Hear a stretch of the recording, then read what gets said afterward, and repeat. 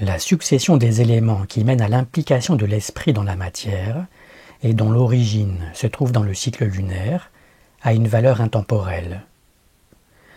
Elle dépasse les caractéristiques particulières à une civilisation et à un peuple. On trouve ainsi les traces de sa connaissance dans les cultures les plus différentes.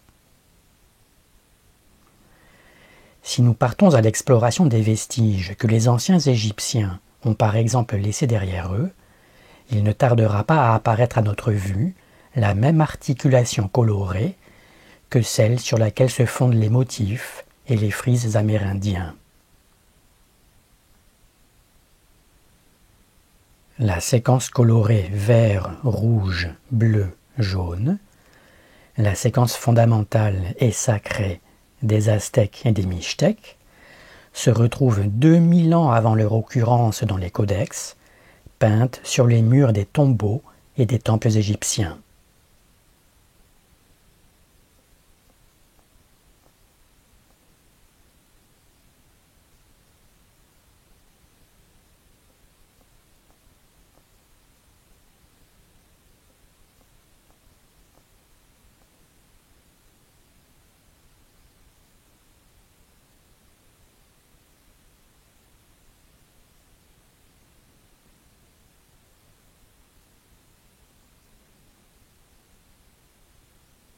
La séquence se découvre également peinte sur des stèles diverses.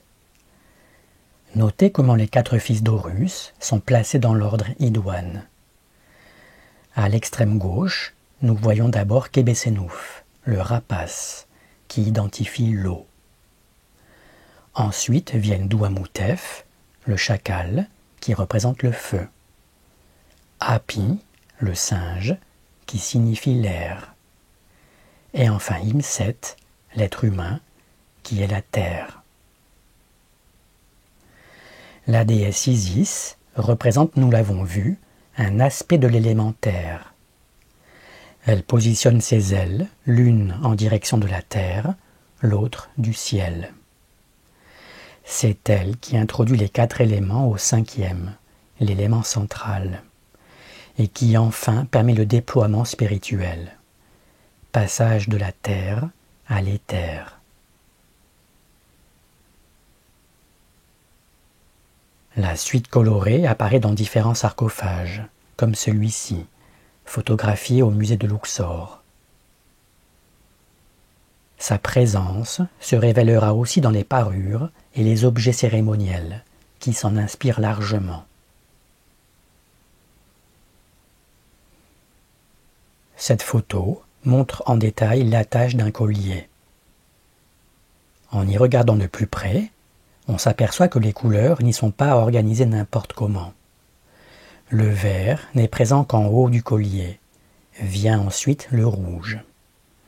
Le bleu clair s'étend au-delà du rouge, et la dernière rangée est bleu-violet, après celle du jaune. La vue d'ensemble du collier est celle-ci. L'objet est la reproduction d'un spécimen antique. Il est exposé au musée égyptien de Barcelone.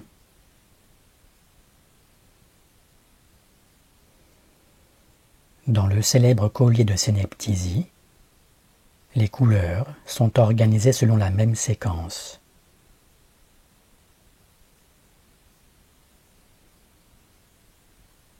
Cette ancienne calotte égyptienne, avec fleurs dorées, est également exposée au musée de Barcelone.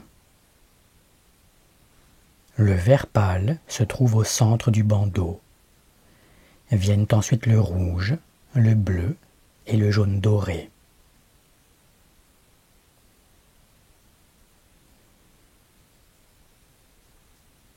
Au musée de Barcelone est également exposée la ceinture cérémonielle égyptienne que l'on voit à gauche. Non seulement la base de la suite s'y répète, vert, rouge, bleu, mais la similarité avec certains motifs amérindiens est indéniable.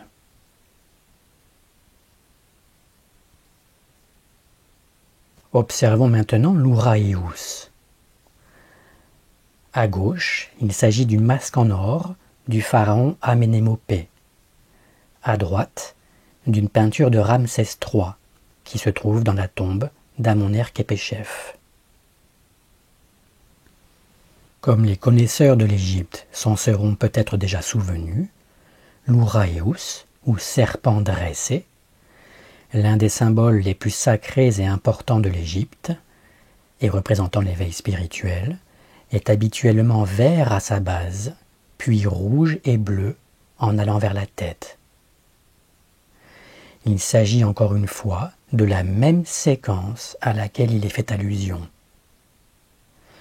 La comparaison avec les serpents amérindiens laisse peu de place au doute quant à l'origine commune de ce qui a inspiré Amérindiens et Égyptiens.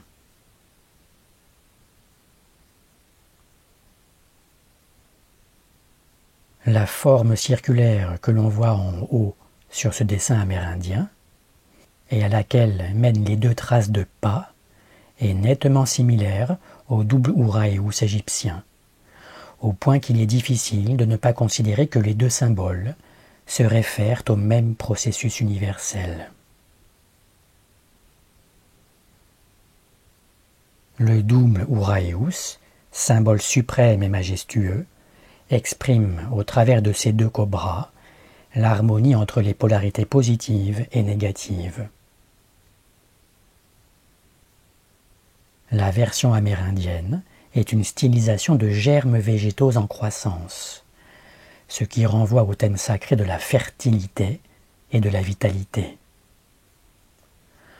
Le cheminement de l'intérieur vers la périphérie fait traverser les zones successivement vertes, rouges, puis bleues, comme le fait la progression de la base vers la tête des serpents égyptiens. L'extrémité verte désigne la partie végétale acquérant de la maturité, feuilles, tandis que la bleue désigne la partie plus jeune. Le germe est encore recroquevillé sur lui-même.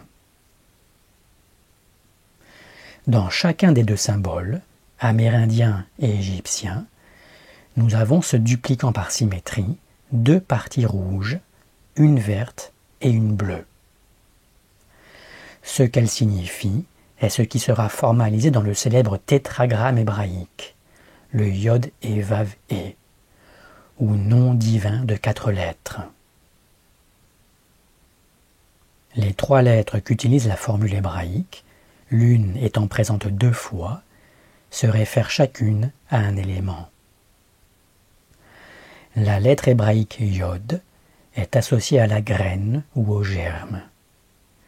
Elle désigne dans le tétragramme l'élément eau, dont la propriété nourricière permet le développement de toute graine.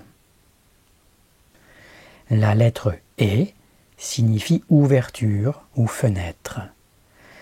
Elle se réfère au feu et à sa propriété expansive. La lettre Vav, enfin, désigne un crochet ou une attache entre 2 objets. Elle représente l'air en tant qu'élément médiateur entre le feu et l'eau.